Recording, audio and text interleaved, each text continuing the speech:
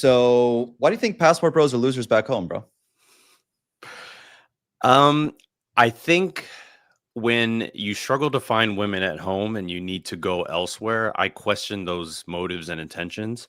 I've had no trouble finding women here in the US. I know everyone has different preferences, but hold on one second. Sure. I'm hearing some audio.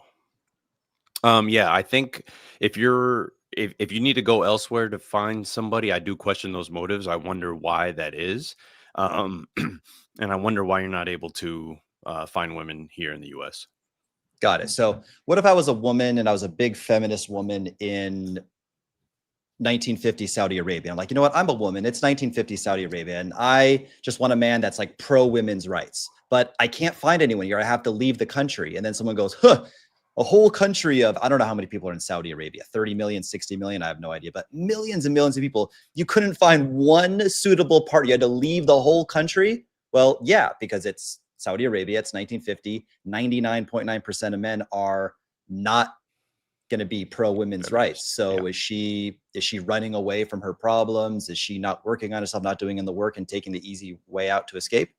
I think if your entire country is homogenous in that way, where 99% of the people agree on one thing, sure. But I think the US is much more diverse than that. You don't think the average woman in the US, I'm gonna say average, I mean overwhelming majority, have a masculine affect? I don't, and I'm curious because I've heard you say that, and I'm curious what makes you think women are more masculine now than they ever have been. Got it. Right. So like just so many examples, masculinity and femininity is the way you sit. It's the gestures you make. If you tell a man, look at his fingernails, he'll go like this. Like, what's on my fingernails? He'll go like this. If you ask a woman, hey, can you look at your nails? She'll go like this. Right. She'll look at it from like, oh, what's on my fingernails? You ask a guy, he'll go like this. This way is easier. And like women are used to kind of doing this. So it's the way you sit. Like I might just sit down in a chair like this. A woman might like sit down in the chair like this. So femininity is more than just like what you say and the words you choose. You know the Fresh and Fit podcast, obviously. Did you know I was like a multiple time guest on there, and those guys are my good I've friends? seen a couple Yeah. clips, yeah.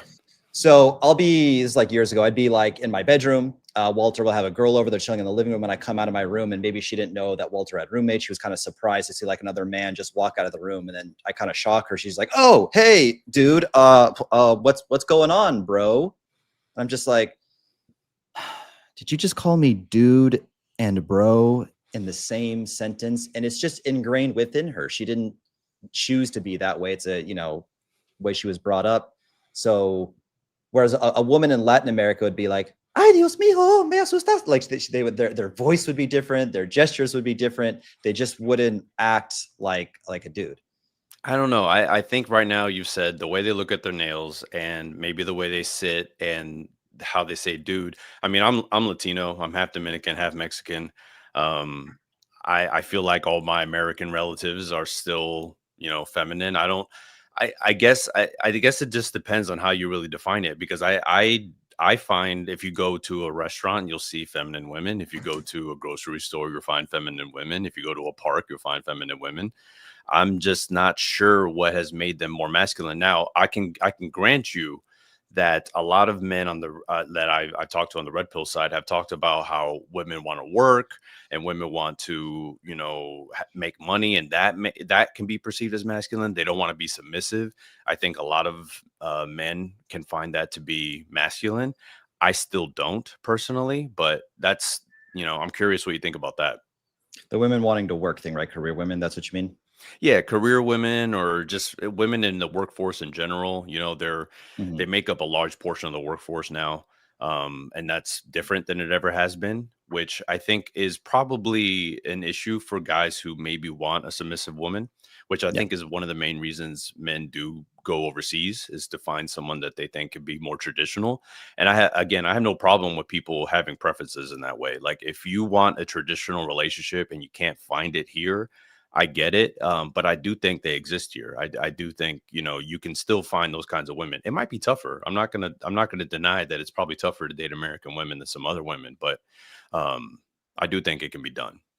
Okay. Just to push back, why would it perhaps be more difficult to date an American woman than a foreign woman? If you're looking for traditional, is what I meant. Oh, if you're looking traditional. If you're By looking traditional, you traditional. mean she wants to have kids, not be career focused, kind of let her man guide her and follow her man's lead, things like that. Yeah, I do think that's probably harder to find today. I think a lot of people aren't having kids, not just women. I think a lot of men don't want to have kids. My wife and I, we didn't want to have kids. Um, I don't think that makes her less feminine. And I Mhm. don't think it makes me less masculine. I just, I don't want to bring a kid into this world. But I think, you know, I, I still don't in terms of traditional, I grew up in the South a lot. My dad was in the military, so I moved around a lot. There's a lot of women in the South that still want to be traditional. So I think if you're looking for that, you could go to the South. Obviously, I'm not telling people to move to find a woman, but that's kind of what you guys are doing anyway. So I don't know that it needs to go overseas. I think the only issue I have with some of the passport bro culture is that if they're going for what I consider nefarious reasons, which is like you just want to take advantage of somebody, that I have an issue with. But if you're genuinely frustrated with dating here and you're looking for love, you're looking for a good relationship, and you want to treat a woman well, I have no issue, man. Like find love. I think every guy should be able to find whatever they're looking for as long as everyone agrees. It could be transactional, even. Like I don't have an issue with transactional relationships as long as both parties understand what that transaction is. What would be an example of taking advantage of a woman overseas? Yeah, so I've heard of again, this is anecdotal. I didn't really find a lot of data on this, but I've heard stories of men who basically become very controlling because they have an economic advantage over women. So when they go to a country where women are looking for maybe an economic uplift, men take advantage of that and sometimes become controlling, maybe beyond what a traditional relationship would be, beyond submission, just straight up controlling, which I think is different. And I think that is where I find it to be kind of nefarious because I think that economic differential is going to put people in positions where they might not really feel like they have much of a choice after that. Then and they're kind of stuck. So I'll give you my thoughts on that.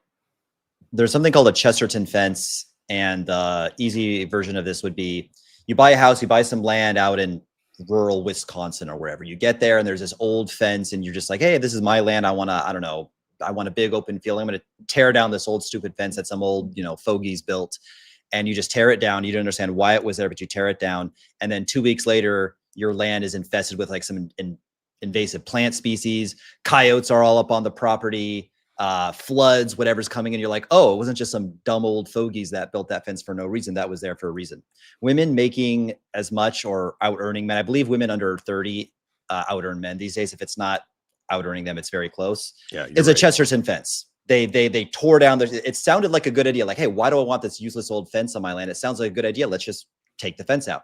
But when you allow women to work and make money equal to a man, that's a Chesterton fence, and it causes all kinds of problems. That's why dating is so completely fucked, and I'll explain why.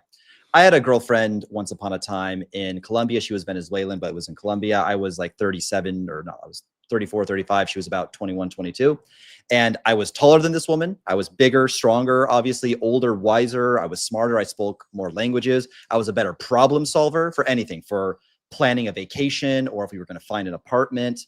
If we had, like, if both of us were tasked with like making a YouTube thumbnail, like anything, obviously I'm older, wiser, stronger. And of course, I out earned her by a factor of about 100 to 1. And that's what made me attracted to her in the first place. That is what women are wired to, is look for better men, look to upgrade. Hypergamy, you can call it what you want, but women want men that are fundamentally better than them. If you deny, or if you want to dispute this, look at every romance novel for women, the classic one, 50 Shades of Grey, but I've done some research. They're virtually all like this, the 50 Shades of Grey model, which is the guy is the rich, handsome, charismatic billionaire. And then the woman in 50 Shades of Grey is the plain Jane intern. So you have the very average broke woman just starting in life. And that's the fantasy. The rich billionaire who's bigger, stronger, faster. He's superior to her in every way. So when you have these women in the West that are earning as much as men, before it was they couldn't get bank accounts without a man. They couldn't get credit cards without a man. They couldn't own or buy property without a man, all these different things.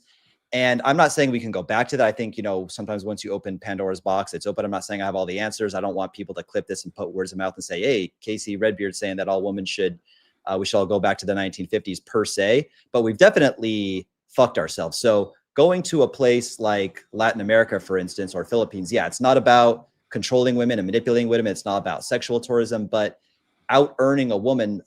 Women are getting more jobs and working more here in Latin America, but I do feel that is a natural order. I feel like women are happier when the men out earn them, when the men are superior to them, they're more attracted to them. And then I feel like when women earn as much as a man and there isn't that financial advantage that a man has, because what else advantage does he have? Women have this insane sexual advantage I can talk about later, but I've been ranting for a long time. I want to hear your thoughts on this. What would be your comeback to that? So yeah, you're right that women are working more. They're out earning a lot of the younger men. But the trend in terms of relationships earning equal or women earning more is going up. I think around 30% of relationships, women are earning as much or more than their partners. In my personal experience, I have dated two women who have out earned me. Never was an issue. That's not the reason we broke up. That's not the reason anything happened. Most of the women I speak to, they're willing to do it. A lot of my personal friends are dating people who make less than them. I know a woman who is a lead developer for a company and her husband makes less in HR, but they're happy. And I think relationships are no longer as resource dependent because like you stated, for the majority of history, women were marrying for resources because they could not allocate their own. And a lot of women were stuck in marriages. I know a lot of women who would have left their husband if they had a choice, but they never developed a career, never went to school. They only have a high school education and they don't feel like they can go anywhere. And divorce isn't necessarily an option. Maybe it's religion. And so they're kind of miserable. But now women have agency, they have a choice. And I think that choice means women get to be more selective about the men they date. I don't think it comes down to money. Most of the women I've talked to say they're willing to date somebody who earns less than them.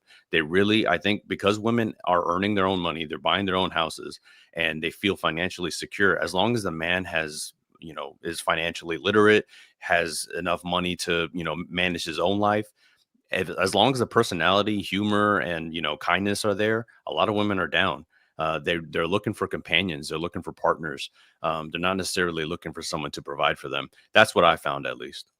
Okay, so you said a lot of things here. You said you've dated women that have out earned you. You said you've seen a lot of relationships where women out earn men that seem to work. And then you said that women say, I know you go on the street and you interview women and they'll say things like, oh yeah, like kindness and good character matters more than height and muscles and status and money. I just want a kind guy. I'm sure the women say that, but we have a word for women who date guys that make a lot less money than them or even a little bit less money than them. We call them war pigs.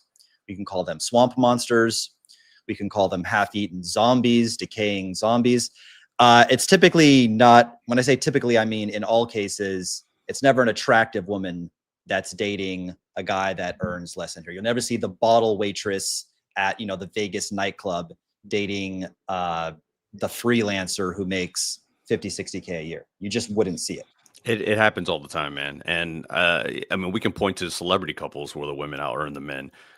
We can look all day at examples of this. I was talking to a producer recently who makes a lot of money in TV, and she was telling me she out earns her husband and she has no problem with it, and she's a good looking woman.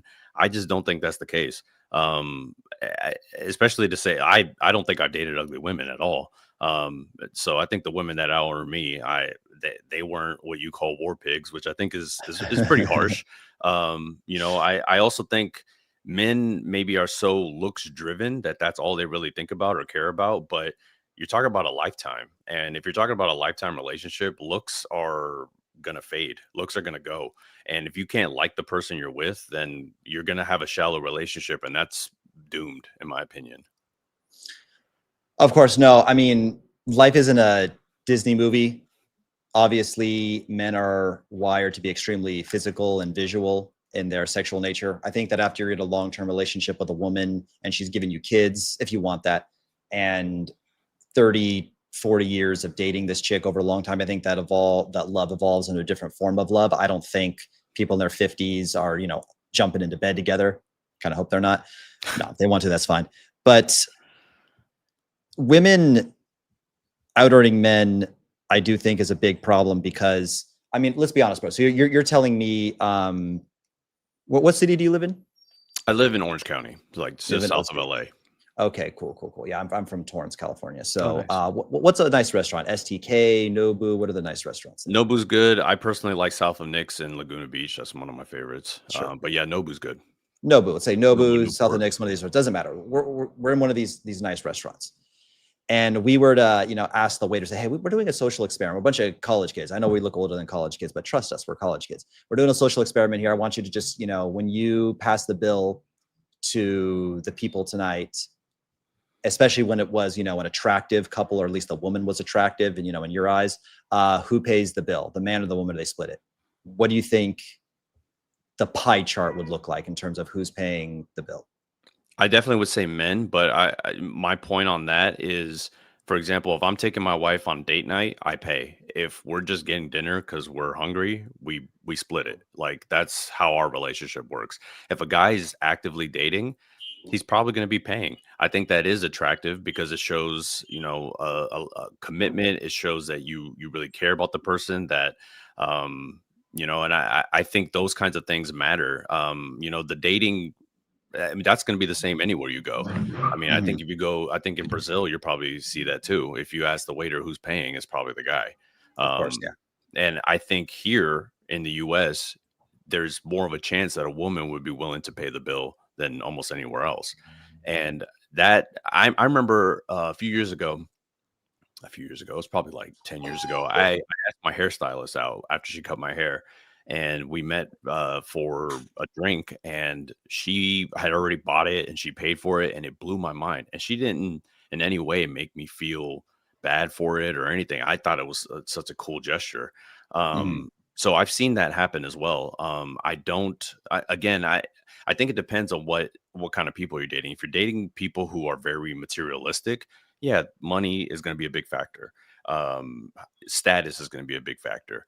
But I think for the vast majority of like 150 million women, that's not necessarily the case. You're going to find people in certain areas. I know Myron likes to talk about these women, but he's in Miami, which is very materialistic. And that's going to be very different than I think if you're dating somebody in Madison, Wisconsin. It's going to be a totally different experience. Sure, OC is going to be pretty similar too, though. So you were saying before that this hairdresser, you asked her out and you got a drink. Again, I'm going to be a respectful debater, but I have to also make my point and keep things 100. I would doubt that any woman who's offering to pay on the first date is an attractive woman. What I would call attractive. You've seen my Instagram, of course, right? So the type of caliber women that I mess with. They're all extremely beautiful. Eights, nines. I mean, there's a couple that you would have to call near perfect tens. I mean, absolutely top of the food chain.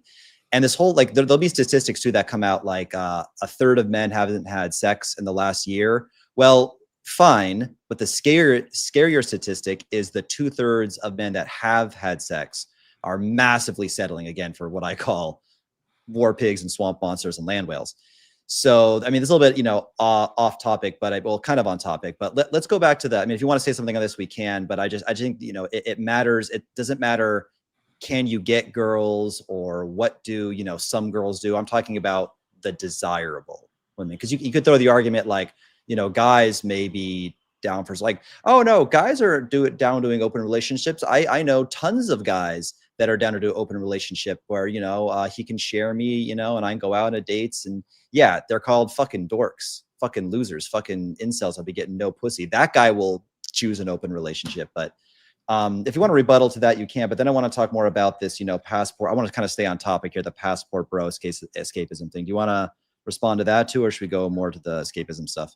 Yeah, I mean, if you're only looking for eight, nines, and tens, I mean, go for it. I think most of the men out there, they probably desire that, but I think most men in general desire a woman that desires them, and I think that can come in all shapes and sizes. I've dated people you probably consider tens. I've dated people you probably consider sevens, but I feel like that doesn't necessarily change. And also, like my question to you is, if you're dating these really attractive women, are you looking to settle down in any way, or are you just looking to have sex, basically? Real quick, and you don't have to. Would you put a photo? Would you like share your screen and show a photo of any of these like 10s that you've dated? Absolutely not. Okay, yeah, I thought so. And there's other reasons. Doesn't mean you're lying per se. Right. Just it would be, and then the question was, but I mean, I am doubtful, but whatever. It's who knows. You're not showing it, and I respect. Why are you doubtful? Just out of curiosity. A very few people can get above a 7.5. I would hazard a guess worldwide, United States included, 99, probably 0.9%, but certainly 99% have never been intimate with what I would consider like a 7.5 or better. Would you call a 23-year-old girl potentially, a college girl potentially could be a 10? Of course. Why not? Yeah. That's what I dated, and she was very attractive. But it's okay if it's What fine. was it? Did she have a tiny waist, big tits, and a big ass? Yes, but I'm not going to objectify her that way. Yes. Okay. So you get 10s. All right. Fair. No, it's just kind of like saying like, would you believe me without showing you that I could, change the angle, show my living room over here, and then do jump into a double backflip? Like, what are the odds that any human being could just stand up and jump and perform a double backflip in the air? I don't want to do it for various reasons. And again, I get it. For me, not doing a double backflip, there's maybe, no legitimate reason why I wouldn't do it if I could. You have a legitimate reason of like, yeah, if you look like privacy. A gymnast, yeah. if you look like a gymnast, I might say, okay, yeah, you might be able to do that. But you get what I'm saying, bro. Any random dude off the street, the odds that he's dated a 10 is almost zero. Any random dude off the street, the odds that he can bench press 600 pounds is virtually zero. There are some people who can bench press 600 pounds, but it's probably 1 in 100,000 people, if that. And I'm saying it's about the same level of rarity, probably, to be able to, date a 9 and a 10 without paying for it is probably about the same level of rarity as dating. Do you know anyone in your personal life besides anyone who's traveled outside of the country that's dated what you call 9 and 10s? Yeah, but my friend circle is different, but you can't compare me. Like, I'm friends with all the best dating coaches in the world. I hang out with fucking winners, other red pill guys, other entrepreneurs, other rich dudes. I'm famous. People, walk up to me. Like, I have large access to a big group of like top level guys. You know what I mean? So my circle is not an average circle. Got it. So basically, if you're not a top tier guy, you're not going to get 9 to 10, is what you're saying, unless you go overseas. If you won the lottery, right? But I'd say it'd be extremely unlikely, right? Like, okay. I'm sure there's always like the exception. I'm sure there's like cases where, you're a very normal dude and then a 10 sits next to you in class and she asks you to borrow a pencil. And then that conversation turned into more. And wouldn't you know it, she's just one of these girls that just liked you for you. I think that can happen. I think that's like trying to win the lottery, though. So is the reason you moved to Brazil is so you can date 9s and 10s, basically, because you didn't want to deal with them here in the US? Here's the thing. Guys say this all the time. The girls you date are drop dead gorgeous, but you couldn't get a girl that looks like that in the US. And I say, no fucking shit, I couldn't. I could get maybe a 7.5 or an 8. If I really put in the effort, maybe I can get like the odd 8.5 or 9. But first of all, yes, it's just hot women are more attainable for me to get out here. But the second thing is, let's say I could get a 9 in Miami, which again, I have online dating virtual assistants. I run my dating life. I have multiple Instagram accounts. I can buy ads to boost my IG, get reach. Let's say I could do all that effort and I could get a 9 in Miami, which I probably couldn't. I'd probably could get like, 7.5 or an 8, but let's say I could. She would still be masculine. Back to my Saudi Arabia analogy, right? The woman who wants to flee Saudi Arabia, she's like, I'm just a big old feminist and I just want a guy who's pro women's rights. Yeah, you're going to have to leave Saudi Arabia, girl. And again, you were like, what does it to mean to be feminine? I mean, do I seem like a feminine guy? Do I have a feminine affect? I mean, I don't know what that means, but no, not really. I guess from my opinion, no. If you don't know what it means, how can you say no? Well, that's the thing. I don't think masculine and feminine is some defined thing. And I think to say a woman's masculine, some people will say a woman's masculine because she wants to work. Some people will say she's masculine because she calls you dude. So I think it depends. Check this out. Oh, stop it. You know the difference. It's fucking obvious. Hello, Earth to Hafael. How about now? Would you give the same answer? Am I being more feminine now? Or like, what do you want to say? That strikes me as feminine. But again, I don't necessarily define things that black and white. I just don't. you're saying, I mean, men have masculine traits typically, women have feminine traits typically. There's obviously men have a feminine side, women have somewhat of a masculine side, but overall, do you agree to that or no? Sure, but you're saying these nines and tens in Miami are saying calling you dude and speaking with a deep voice and have facial hair? Like I don't understand. Not physically, right? Because on the outside, you know, some of the hottest women I've seen are in Miami, but they're not caring, they're not sweet, they're not nurturing, they're not submissive. They always think that they have a better idea than you think. That, like a girl in Brazil might be like, well, look, this dude is 37. He has all these accolades. He speaks multiple languages. He's traveled all over the world. He runs successful businesses and companies, and just, you know, the way he talks and, you know, what I can decipher from knowing him, it's probably better that he kind of leads a relationship and I just kind of follow his lead. From the girl's perspective, she's thinking, why wouldn't I follow somebody who's older, wiser, richer, better problem solver, just has more experience on this planet? But in Miami, the 22-year-old with big tits who's on the, like, I don't say who does drugs, I was gonna say whatever. The 21-year-old with big tits thinks she knows how to tell me how to run my life. Or if I try to give her some advice and she's like, no, you don't know me. I don't gotta listen to no fucking man. Ain't no fucking man gonna tell me what to do. So they're combative. Being combative is more of a masculine trait. Would you agree? Not necessarily. To be disagreeable and combative? No, No, I think women can do that just as well. And because you that's live in not America, masculine. bro. I can ask you a question. When was the last time you dated? Because you're Latino, right? Right. ¿Hablas español? ¿De dónde eres? Sí, lo entiendo mejor, pero lo hablo también. Okay, where are you from? Uh, my dad's Dominican, my mom's Mexican. But you're born and raised in LA with a Dominican and Mexican parents, No, or no? I was a military kid. I don't think I was born and raised anywhere. I moved like every 3 years. Okay, got it. Here on my own accord. But yeah. So have you dated in anywhere? I don't know, those countries, DR, Mexico, or anywhere? Have you spent significant time there and had a relationship, had a girlfriend that was like not like, oh yeah, a Mexican girl that moved to America? No, like over there, a girl that had never been to the United States. Have you? I had short stints, but nothing long term. I did not stay that long. I was there maybe at most a couple of weeks. And where was there? DR, sometimes Okay. Mexico. So you had very short little flings, but overall not a lot. Right.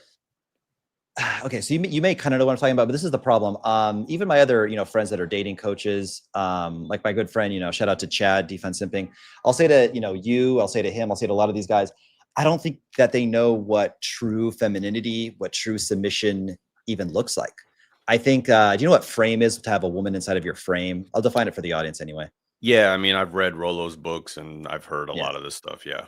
Yeah. When a woman is in your frame, it means that you are portraying yourself as this very high value guy, that you're a catch, and she's kind of buying into that frame. You know, you believe you're this high value guy, and then, you know, you've got it all figured out and you're on your path and you're doing the right things in life. And she buys into that frame. She accepts that point of view of yours, and she just kind of follows along and tags along. So that's what it means to have a woman in your frame.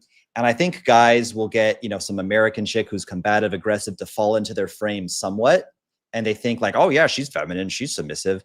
But bro, no, unless you actually spent significant time over here, I don't think that, like, what would be an example? I mean, it's just an energy, bro. Again, like I'm trying, like, these things like Matt, like, is Wolverine from X-Men masculine or feminine? Or how about, you know, if you were to watch a movie of, like, you know, Marilyn, but like a Marilyn Monroe movie, like, again, it's just Wolverine is aggressive, he's in your face, he interrupts you, he wants to assert his dominance, he wants to assert his frame over you. And then if you watched a Marilyn Monroe movie, she'd probably be, I haven't watched any, but I imagine she'd probably be more delicate, more shy, not over talk you, kind of, you know, be in her place a little bit more. You should Not try watch How to assert. Marry a Millionaire, by the way. That's one of her movies. Is it? Yeah, it's pretty good. It's pretty good. Okay. But my dad is one of 17 kids from the DR. And I have a lot of aunts and I have a lot of cousins, and a lot of them immigrated here. And I could tell you, if you spent time around a lot of Dominican women, they are feisty and they will argue and they will tell you what's up. That doesn't make them less feminine, in my opinion. One of my aunts was a model, and she'll argue with a guy because she has a different opinion. I don't think that makes somebody masculine. I think that makes somebody human. Yeah, Latinas definitely have flama, fuego, fire, whatever you want to call it. I do agree to that, but here's what people, because I'll say things like, I even made this funny AI video. It got like, I don't know, it's like got 4 million views, where it's like on one side the American woman's being like all nasty and entitled, and then the Latina. So there's a man and a woman. Oh, I've seen those. Latina. Yeah. You've seen those, yeah. So it's like a fat American chick, a man who's supposed to kind of look like me. He resembles me, and then a Latina. You think and that's then, on purpose? No, I made it. No, it's Oh, I you made it. You made it. Yeah, Okay, I made the video. Yeah. Got If you've it. seen, there's a lot of similar ones. I don't know if you've seen mine in particular. It's got like 4 or 5 million views, so maybe you have. But anyway, the masculine American chick says, I don't know, some entitled, I only date 6'5" millionaires, and the Latina says, I will submit to you and call you Poppy. And then me in the middle walks off with the Latina and dishes the fat white girl. And then a lot of people in the comment like, ha, ha, ha, bro really called Latinas submissive. They can get feisty because they want you to bend them over, spank them, and put them in their fucking place. That's number one. Number two, the reason why it like hurts the ear of like so many feminists, even in Latin America, if you say like, oh, I want a woman that's submissive or feminine, especially the word submissive. I want a woman that's submissive, but I don't want her to be submissive to everybody. I wouldn't say the word I want her to put up a fight with me initially. Like I want her to be, I don't like a lot of shit tests, which again, to people who are watching don't know. A shit test is when a girl says to you, I don't normally like guys with beards, or you're only 5'11". That's not very tall. So I don't want to like overcome a lot of, shit tests with a woman when we, pretty soft, but I have to like conquer her a little bit, in the beginning. She's a little bit feisty. That's fine. But a submissive woman is only supposed to be fully submissive to her man. Now she's supposed to be soft and delicate in all situations to all men. But she's supposed to stand up for herself, and, a little bit of sass in my mind is because they want you to remind them who fucking daddy is. And again, I don't necessarily even like super sassy girls. And I don't agree that Latinas per se are super sassy. I guess, no, I take that back. Maybe they are. When you're comparing to like Japanese women or something, I guess you could say Latinas are a lot more sassy, but that's all at an individual level. Now, yeah, I hear what you're saying. And again, I have no problem with people who want to find somebody submissive if that's what they're looking for. I think that's an okay relationship dynamic if both parties, that's what they want. I mean, who am I to say that's wrong? My question to you is, passport bros tend to go to Latin America and East Asia. Why don't they go to Europe? Why don't they go to Europe, for example? Why is that not a destination for passport bros? There are westernized countries with very similar mindsets to the countries that they wanted to escape. So, for example, Sweden and Denmark. Actually, I can't speak on Denmark. Let's talk about Sweden, because I've been there. The women are, like, okay, put it this way. Let's say that, again, I'll use the, exaggerated example. If a Latina who I was dating was to kind of like see me run into me at the airport, she'd be like, oh my God, like I'm running into you at the airport. That's so crazy. I can't do a high pitched squeal, but like, you sound like my aunts. I get it. You sound like exactly. My aunts. I get it. And then if I was to like show up at the airport with some girl that I was dating and she was Swedish, she'd be like, oh, fancy that, bumping into you. What a surprise. Like scholarly or something. Yeah, just like, oh, like I'd be like, the funny thing is we did like you know what a pickup artist boot camp is, like in Sweden, where we take the guys out, is for Todd V dating back in the day, if you know who that is. But we were like teaching guys to pick up girls, and we weren't getting very many IOIs or indicators of interest. We would think the girls didn't like us, and a lot of times at the end of the night they'd be like, so you take me to your apartment now, and we'd be like, what the fuck? Like, they're just kind of like, they don't have the spice, they don't have the whatever. So yeah, they're not super feminine. But I think I know what you were trying to say. Maybe the economic advantage isn't there. Is that what you were? Not necessarily. I was wondering, literally, I'm curious more than anything. I'm not trying to pass judgment. I'm more like wondering, why is it that? And I think because when I think of, Sweden or Denmark or these places, even Germany, I lived in Germany for 3 years.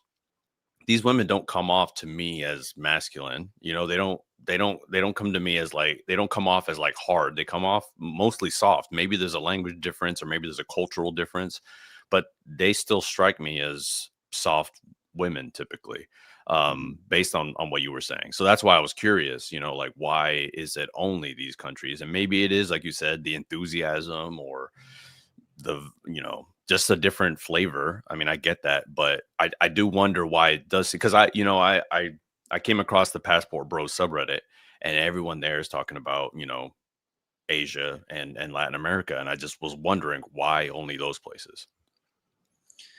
Let's go on to the next thing in a second. Let's just read some of these chats. I'm just going to put this on the screen.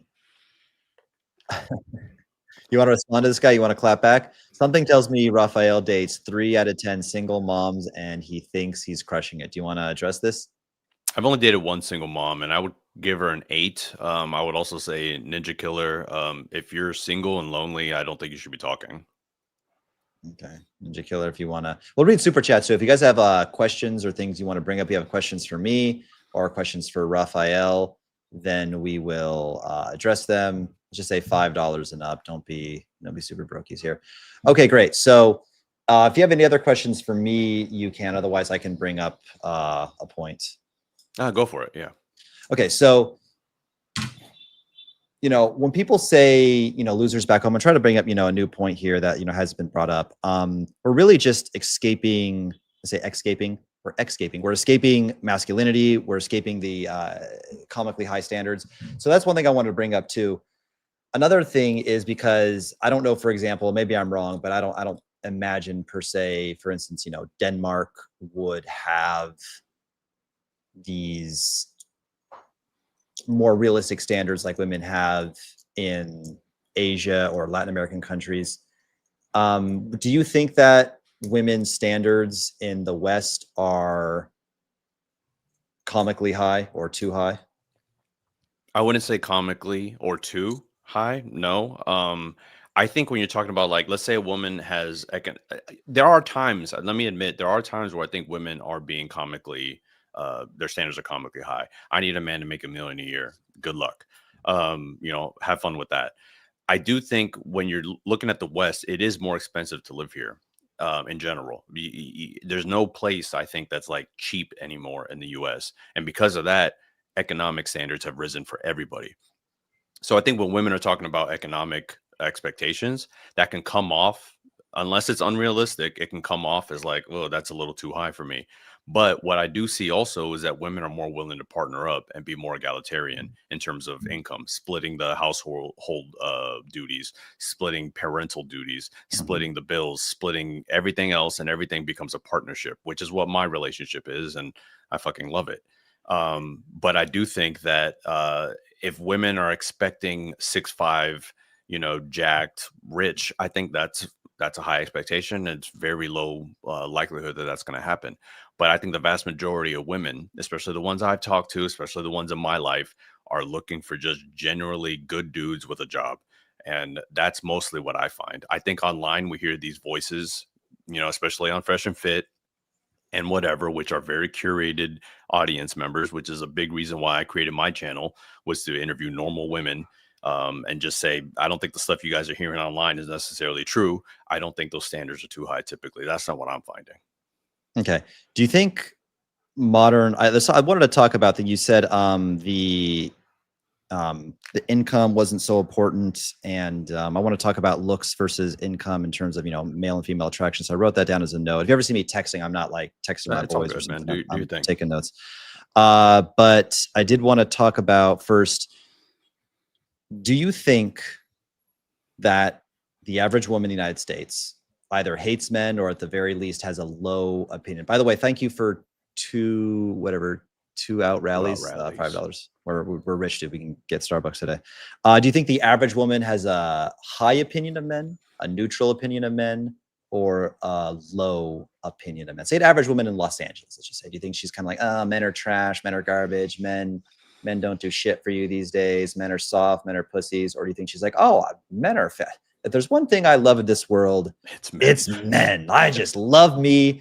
I just have a high opinion of guys. do you think that? Come on and be honest, bro. No, I'll be honest. I agree. I do most of the time, okay, so when I go up to women and ask them to do interviews, I'm like, "Do you mind answering some questions about men?" And they almost always kind of laugh or say, "Oh God, not men!" Like, "Oh geez." So yeah, I get it every single time. I get it. Do I think it can be warranted? Yes. Do I Also, think? Well, I think there's a lot of shitty dudes out there. I really do. I know a lot of them. There's a lot of shitty guys. There's a lot of guys who never have worked on anything beyond their looks or their money. They don't know how to carry a conversation. They could sometimes be dicks. I mean, men have been abusive throughout life. I mean, maybe they've seen their father be abusive to their mother. Like, guys can be shitty. And do I think women maybe go too far with that hate? Maybe. But I could tell you that some of the most loud misandrists online still date men. Like look at Drew Follow. I think she's married. Um, you know, uh, my wife would say she doesn't like most men, but she's wow. crazy about me. So I think, yes, I think they're looking for good ones and they're out there, but I think they've encountered a lot of bad ones. So if passport bros are losers back home, maybe they're not, because you agree that the average woman rolls their eyes and does not have a good opinion of men. You understand that that doesn't exist in a lot of other places. It could exist to certain degrees, but overall, I never feel like in America, when I'm talking to a woman, I still, maybe holler very rarely, but maybe I'll holler at a girl in the United States. It's actually been quite a long time, but I feel like I'm starting from down here. I feel like I'm like guilty until proven innocent. I can agree with that. And then I I can agree have with that. to, yeah, prove my innocence versus a girl in Latin America is like, well, I don't think you're guilty, nor do I think you're innocent. I just have a totally, you show me what you've got, right? So, okay, so you agree to that. So it's pretty cooked in the United States, and guys who are passport bros are smarter, if anything. Then they're escaping women who, through no fault of their own, were groupthink, socially conditioned to have a bad opinion of them. Yeah, I don't know if it's groupthink. I think everyone has their own individual experiences. If you're influenced totally by what you're seeing online, then yeah, that's groupthink. But I think most people have real life experiences. Excuse me. I think with COVID, I mean, think about it. If you were 12 years old during COVID and you're a guy, you're not going outside, you're not going to school, you're not socializing, you're only spending time online. And all you're hearing is this stuff online. That's going to influence you. I think a lot of men are in groupthink because I think a lot of men that have fallen into red pill fall into one similar ideology. They follow the same people and they say the same talking points almost on every comment section of mine. It's the same thing. It's like they literally are reading from a book. So I think a lot of the groupthink has actually fallen more on the men's side. I do think men are more likely to stay home. They're more likely to play video games. They're more likely to watch porn and not go and socialize. And I think that has influenced how they feel women feel about them because again, I come up to women who have headphones in on the beach and I interrupt them. And that is a risky move. I think you would even say as a pickup guy, that's probably not the best move. Like you might piss them off or whatever. Maybe, maybe not. But they take out their headphone. They look a little annoyed. I hit them with the question. They're like, oh, this guy seems nice. Yeah, I'll talk to him. And it ends up being okay. And I think if men go out and socialize more, they'll see that everything they see online isn't necessarily true. Yes, women can maybe have a negative view of you. I think women are often fearful of men in a lot of situations. I think also a lot of men take rejection horribly. A lot of men, I'm going to post a video today about a girl who got basically yelled at because she turned a guy down and the guy wants to argue. And it's like, that's not going to, get you a date or make you in any way more attractive. I think women don't want to reject men because they're afraid of the repercussions. And I think all of that is why you kind of have to prove your innocence. And while maybe it's easier overseas because you don't have to prove your innocence, I feel like all that stuff I hear has never hindered me or stopped me or anything from talking to a woman because I personally have the confidence to feel like even if they reject me, I don't care. And I also think I can charm them and win them over my personality and show them that I'm a good dude, and that normally has worked for me. But I understand that a lot of men might not want to go through all that, and so they go overseas. Again, if their intentions are good, go for it. Find what you're looking for. But if your intentions are like women are trash, I'm just going to go take advantage of somebody overseas. That's where I have a problem. Don All Lemon. right, Don. Thank you for that, Don. No. All right. So I have a lot to say on this. I do agree that dudes are mad pathetic, but I want to ask you, I want to address some super chats. We have two of those you're going to address first, but I want to come back to, I do agree that men are princesses, softies, totally fucking bitch made, whatever you want to call it. There's a lot of ways to say the same thing. I think that's due to the fact that a lot of them have just given up against insurmountable odds. So they're not even trying.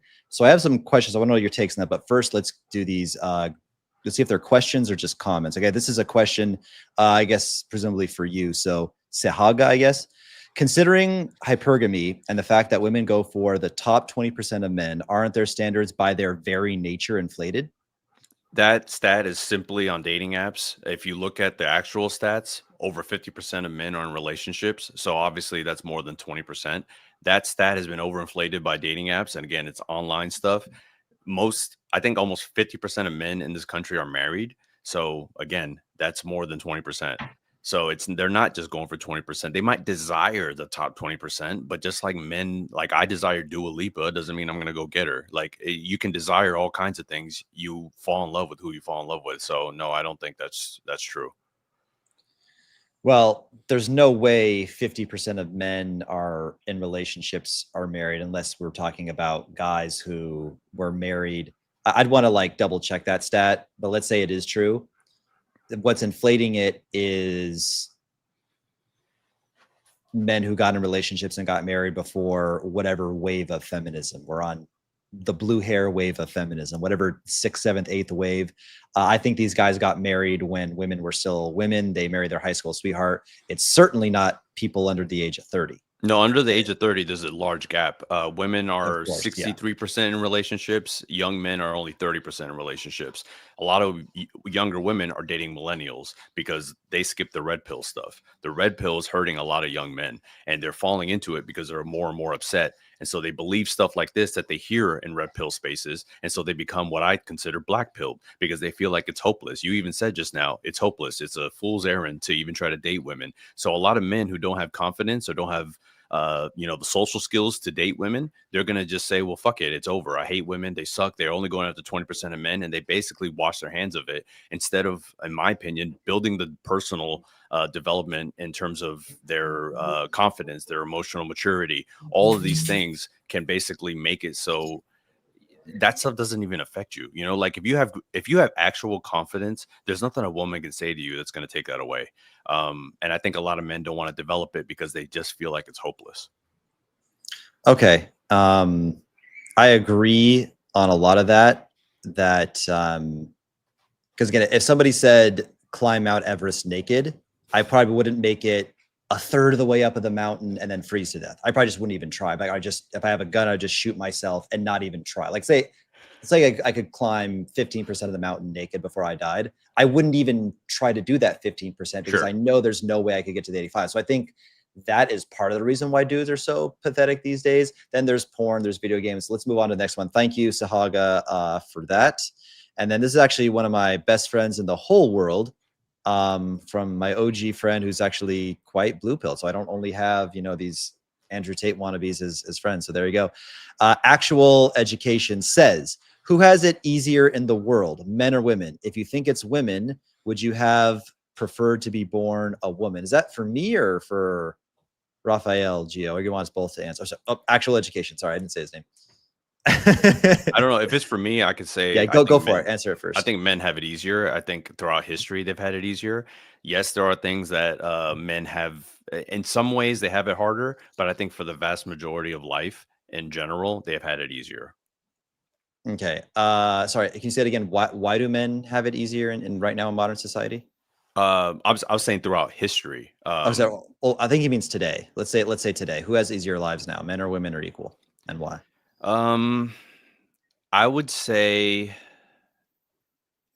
men have it easier still simply because the vast majority of power is still men.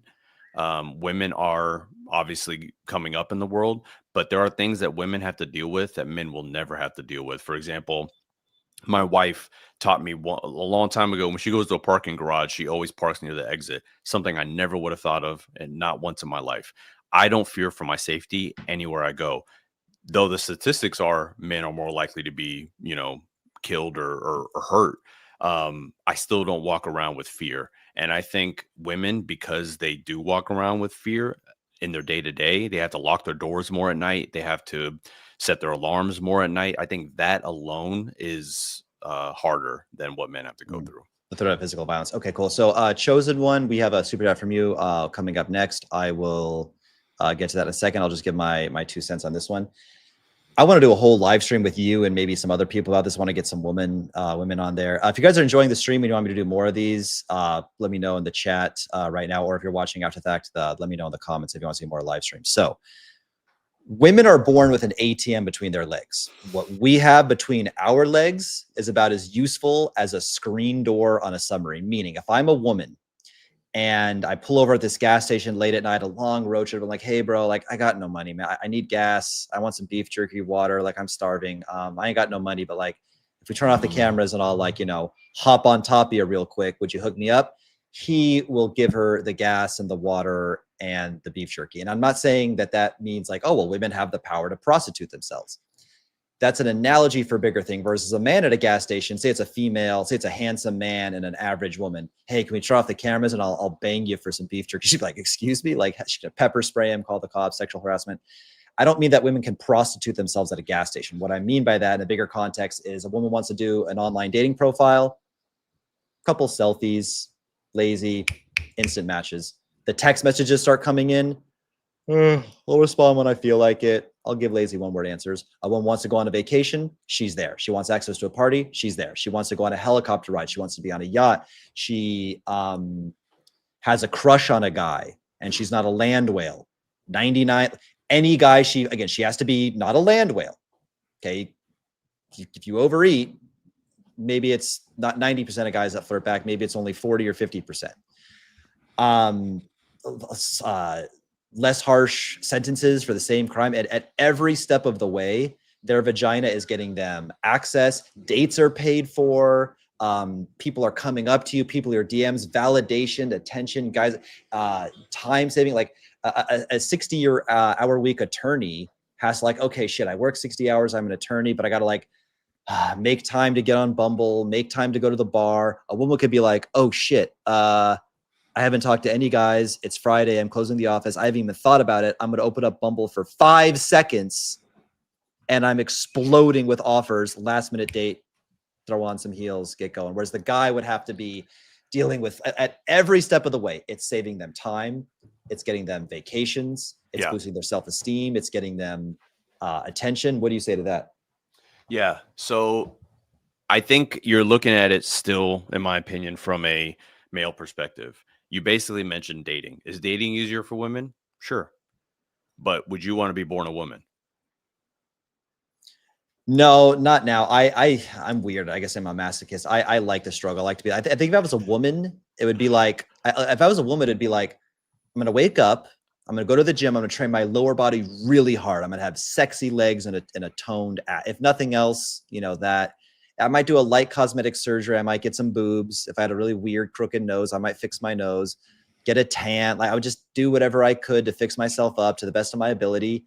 And then I would just enjoy being spoiled all day. And that's that. And I would be bored. Wait, did this guy? Rafael?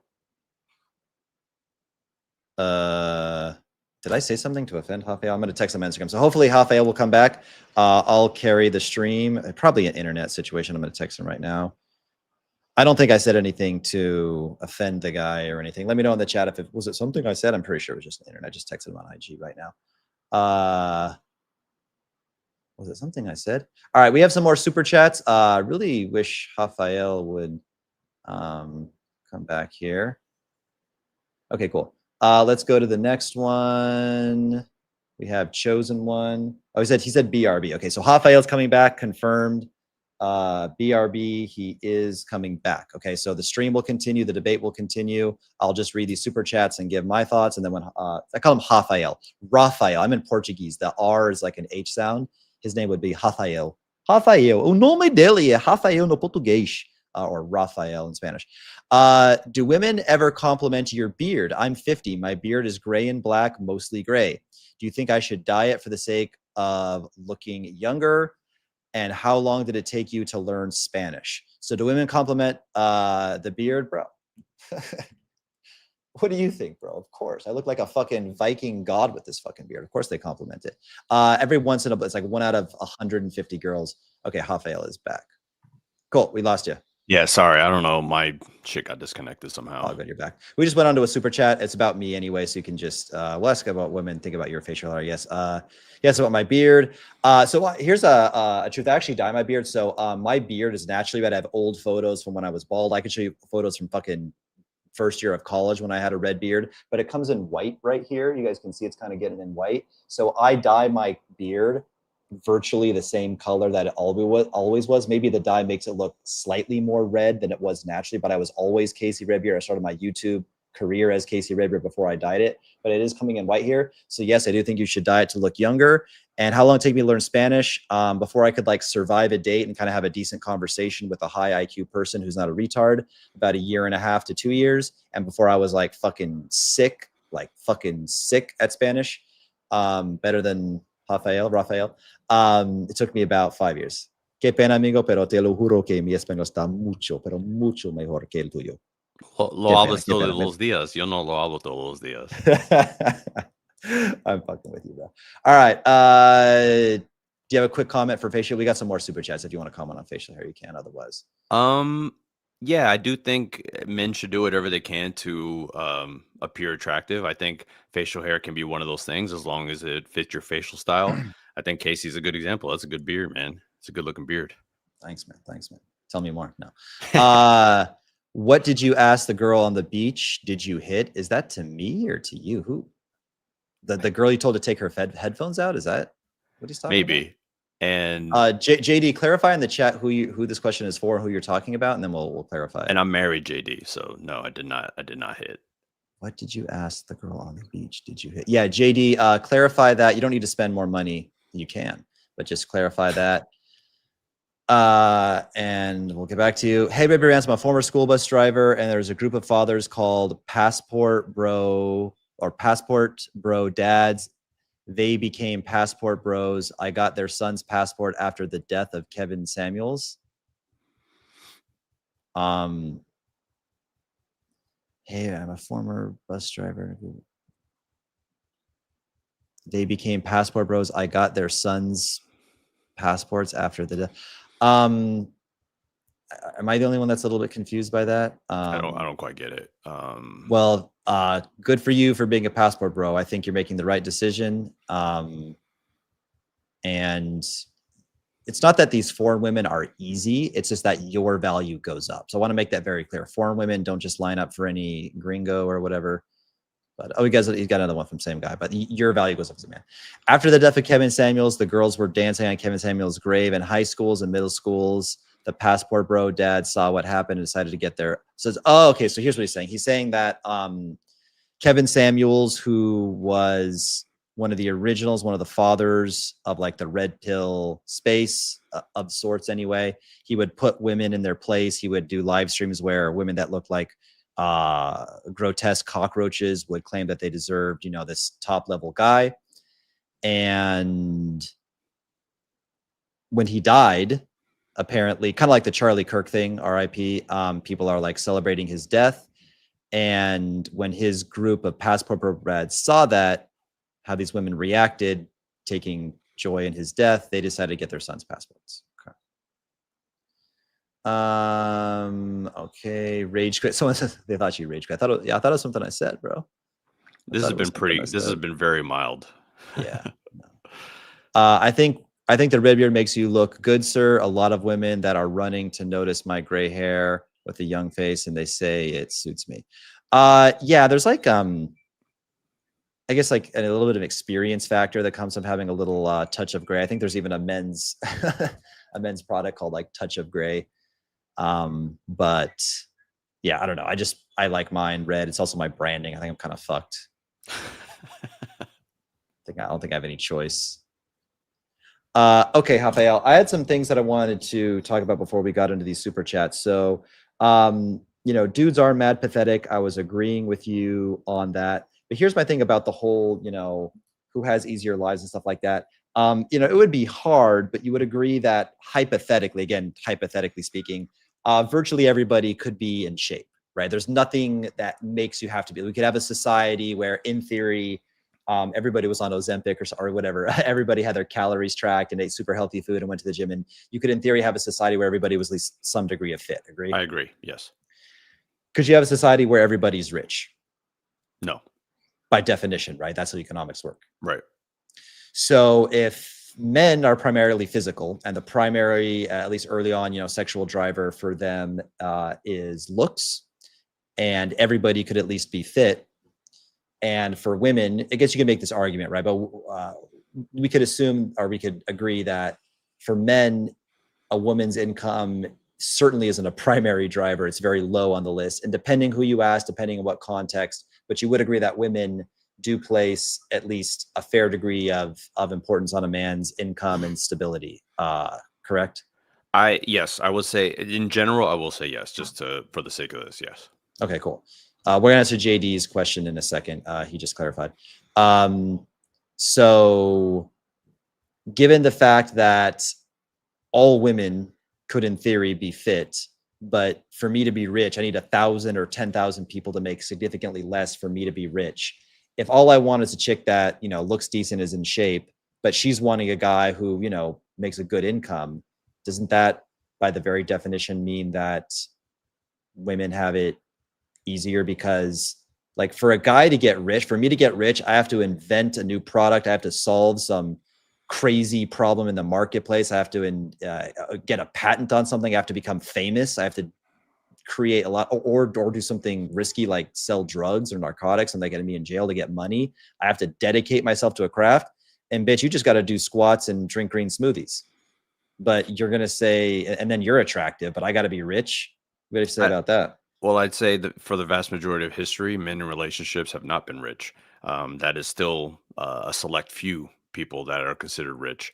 I would say most women, to clarify the question you asked about income, what I found is most women want you to have decent income, not rich, but have a stable job, and ambition matters more to them than your income does. And I think the vast majority of people in relationships today are not rich. Let's answer this question from JD and then let's come back to it. So JD was saying the other guy, he said he approached a girl on the beach and asked her to take her headphones off. What did he say? How did it go? And did you hit? I do interviews on the beach. So I was just asking her questions for my videos that day. Yeah. So if you just joined us here, Raphael is a professional blue pillar. He puts on a cape that's just pure blue and a big symbol of a blue pill on it. And Morpheus is the person that he hates the most in this world. And he sided with the machines in the movie The Matrix. And he teaches men that women like what they say that they like in street interviews. And you could take that to the bank. Let me just ask you a question on that. We can jump around. So do you think if you ask most people on the street, hey, just a quick question for you. We're going around, look, we want honest answers. Have you ever really backstabbed and betrayed like a close friend of yours that didn't deserve it? What's everybody going to say? No. But now if you go to someone who say, have you been betrayed and backstabbed by a friend when you didn't deserve it? What's everyone going to say? Theoretically, some would say yes, for sure. So do you see what I'm saying here? Do you think because a woman says, I just want a kind guy who's broke and listens to my stupid stories about my healing crystals, and I don't care if he's rich and tall and jacked and confident? I could tell you from my experience and all the guys that I know that are in relationships, they don't fit this red pill description of guys. And what I have found is most women just want decent guys with decent jobs. That's basically what I found. So when women are saying they want someone with kindness, or let's backtrack. Sometimes I have them rank traits between money, looks, personality, etc., confidence. I've done that with their man standing right next to them. And 99% of the time, the man, he ranks them first, and then the woman says yes or no. Money and looks are always at the bottom, almost every single time. And that's, again, the guy that she's dating is standing right there. He's obviously knows how much money he makes. He obviously knows how good looking he feels he is.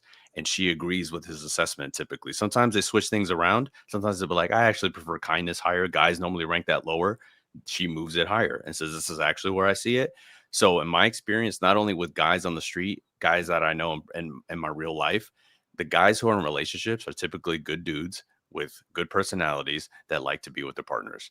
And so when I hear women say this, do I think they always know what they want? No, but it matches my experience. We have a super chat that I want to come back to this. I mean, if they're ranking in front of their boyfriends, even more reason for them to give the politically correct answer. But let's get this super chat Well, out the of the way. boyfriend ranks it first. Oh, the boyfriend ranks what she thought that she would say. Yeah, so he ranks it and says, I say, rank these 1 through 7 based on what you think is most important to her. And so he'll do it. And then we'll show it to the woman and she'll say, that's pretty close. I would adjust these. Sure. Well, every guy wants to feel like he's not only decided for his money. Okay. I was on Instagram and I saw Kevin Samuels 2 weeks before his death having a discussion with a woman who wanted men to take a bad deal. And he looked into the camera and said, guy, get your passports. Okay. I was on the woman. Okay. Kevin said was talking to a woman who wanted to date men to take a bad deal. And he looked into the camera and I said, I'm sorry, I'm not quite understanding it, but I think what you're saying is that on Kevin Samuels' live stream, a woman was encouraging a man to take a bad deal in terms of, I don't know, a woman that was not up to his standards or maybe in a divorce or something, or just, settle. But someone said to get their passports is like a better option. Oh, he's got another one. When I saw that, I saw the resignation on Kevin Samuels' face when he said, sell out and get your passports. The resignation said everything. So you're saying Kevin Samuels supported getting your men getting passports or not? You can clarify that. Okay, so we were talking about, okay, bro, but all right, let's be honest, bro. Who gets bitches in high school, bro? The fucking kind nerd or the dickhead, good-looking, popular jock? You're talking about teenagers? Who teenagers date? Yeah, teenagers make stupid decisions. All right.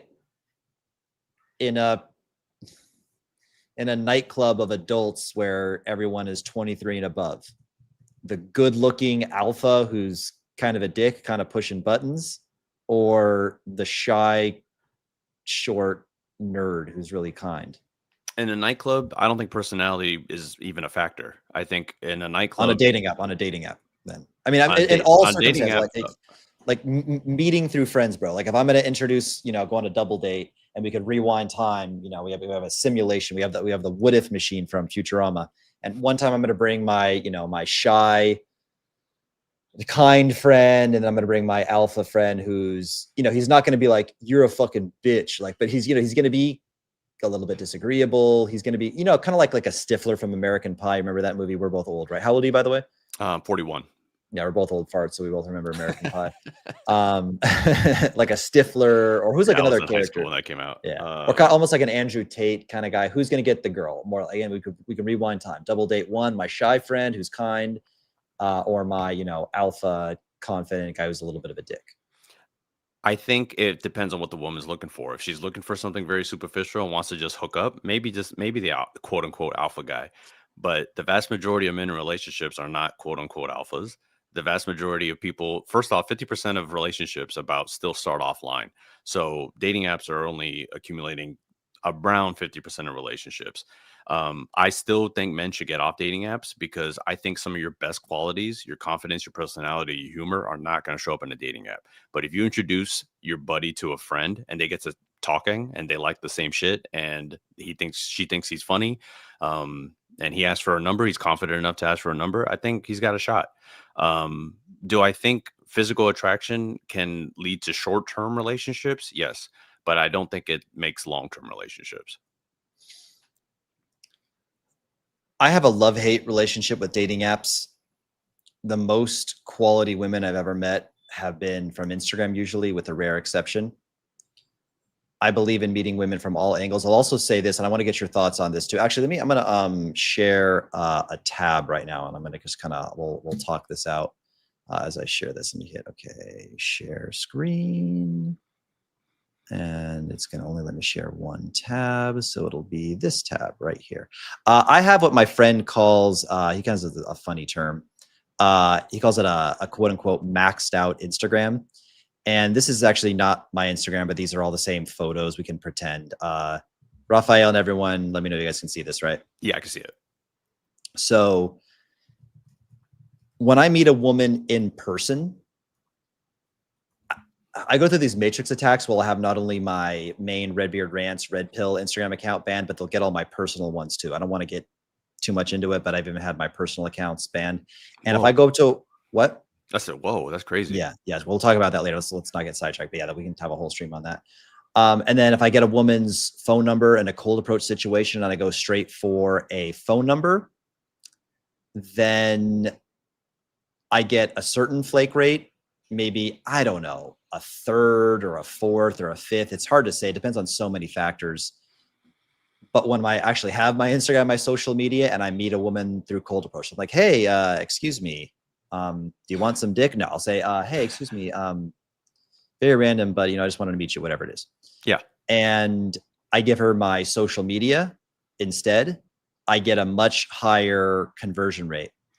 And my thinking, and I've even had women, pretty much in so many words, tell me this, is because they'll say things like, yeah, when I came up to you, I thought you were a pretty decent dude. If nothing else, if nothing worse, at least you had the balls to talk to me, right? But then when I saw your social media, I'm like, wait a minute. Oh, I didn't know his, physique was low key. Your physique was actually pretty good. Even with a shirt, you can't really tell. Or, I didn't know that, you were on podcasts and, this and that. They'll say like, you seemed very interesting. What they're saying is you seemed rich because they see a guy giving a speech to a room full of other men all wearing suits, being filmed and stuff. And this is all set up by this is not a real I understand. moment of my life. Yeah. It's all, 100% thing. No, it's good marketing. It's great marketing. Yeah. So I do like cold approach. My whole thing, shameless plug to anybody watching, I'll make it quick. I automate guys' dating lives. We actually pair people up with an assistant who's inside your Bumble, your Hinge, your Instagram, finding and sourcing women based on the women that you said you like. So if it's, big booty black chicks, or if it's skinny white girls, whatever it is, and they're chatting with the girls and then pass it off to you when they're ready for a date. So I'm big on using social media, but I do like directly meeting women on social media. But I do think that one of the best winning combinations is day game cold approach to a social media close. And then whatever she thought of you in person, if you have a quote unquote maxed out social media like mine, I think it just makes things a lot easier and a lot better. And I don't think you have to do one or the other, but I think it's good to combine the two. What are your thoughts on that? I can agree with that 100%. I think the likelihood of you making, let me start over. If a woman matches with you on a dating app versus meets you in real life, I think the likelihood that she's going to flake the date on the dating app is higher than if she flakes you in real life. Because in real life, she got to know your personality, your vibe, your confidence. She got to hear your voice. There's all kinds of things that I think factor in. You bring up a really good point that like the follow-up or the post approach, having something that she can look at like a social media and get more of a sense of who you are. I think that's good advice, honestly. Okay. Yeah. Awesome. JD, we did answer your question. He approached the girl in the headphones for an interview. He didn't fuck her. He's married. He said, hey, excuse me, can you take your headphones out? I want to interview you for my social media, ask you what your opinions are on men. It was not a pickup. He was not trying to have sex. So the answer is no, he didn't fuck her. He asked her some questions and posted it on his TikTok. And that was that. Yep. Okay. And then did we already answer this one? Yes, it was in support of Passport Bros, even before it became a thing. Then the women celebrated his death. Okay, yeah, so that's pretty low. We've been on doing this for about an hour and 15 minutes. I think we're pretty much said what we had to say. We talked a lot about the Passport Bro thing and just stuff like that. The next debate will be: is the red pill, does it hurt men or does it help men? Yeah. So comment that, or put something in the chat right now if you want to see that. We'll maybe go, I don't know, maybe sometime early next week, or I don't know, we'll coordinate that. We'll get the technical issues so that We're definitely streaming to your channel handled. I'll get the time zones right. I was off an hour early. I even went live. I was like, this guy's not fucking showing up. What's his fucking deal? Da, da, da, da. And then you said, I was like, oh, okay, I'm the asshole. I'm the idiot. I got the time zones confused. So apologize for that.